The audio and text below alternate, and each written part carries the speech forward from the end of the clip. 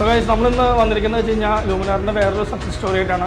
ഹരീഷ്ണൻ ഒരു mech graduate ആണ്. 2021 mech pass ഔട്ടാണ്. അത് കഴിഞ്ഞിട്ട് ഇവിടെ സാബറിൻ്റെ ബിഗ് ഡാറ്റ സയൻസ് ക്ലാസ്സിൽ നമ്മൾ ഡാറ്റ സയൻസ് പഠിക്കുന്ന സ്റ്റുഡൻ്റാണ്. എന്തുകൊണ്ടെന്ന് പ്രത്യേകിച്ച് പറയാമെന്ന് വെച്ച് കഴിഞ്ഞാൽ ഹരികൃഷ്ണൻ പ്ലേസ് ആയ സ്റ്റോറി ഞാൻ പറയാൻ വന്നിരിക്കുന്നത്. പക്ഷേ അവൻ ലൂമിനാറിലെ പ്ലേസ്മെൻറ്റ് സെല്ലുവഴിയാണ് പ്ലേസ് ആയത് അല്ല.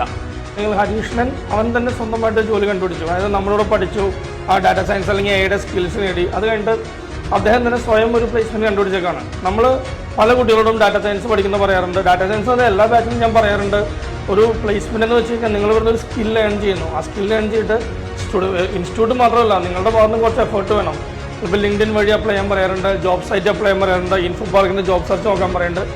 അങ്ങനെ ഒരു മെത്തേഡിലാണ് ഹരീഷ്ണൻ ജോലി നേടിയിരിക്കുന്നത്. ഇൻസ്റ്റിറ്റ്യൂട്ട്സ് എന്ന് വെച്ച് കഴിഞ്ഞാൽ ജസ്റ്റ് നിങ്ങൾ വരുന്ന ഫീസ് അടയ്ക്കുന്നു, അത് കഴിഞ്ഞാൽ അടച്ച ഫീസിന് കറക്റ്റായിട്ടൊരു പ്ലേസ്മെൻറ്റ് തരുന്നത് അങ്ങനെയല്ല. സ്റ്റുഡൻറ്റും ഇൻസ്റ്റിറ്റ്യൂട്ടും ആ ട്രെയിനിങ്ങും ഇതെല്ലാം കൂടി ചേരുമ്പോഴാണ് ഒരാളുടെ പ്ലേസ്മെൻറ്റ് സംഭവിക്കുന്നത്. അത് ചിലപ്പോൾ ഒരു സെൽഫ് ആവാം, ചിലപ്പോൾ ഇൻസ്റ്റിറ്റ്യൂട്ടിൽ കിട്ടുന്നൊരു ഓപ്പണിംഗ് ആവാം. അതൊരു ഏത് രീതിക്ക് നമുക്ക് പ്ലേസ്മെൻറ്റ് കിട്ടാം.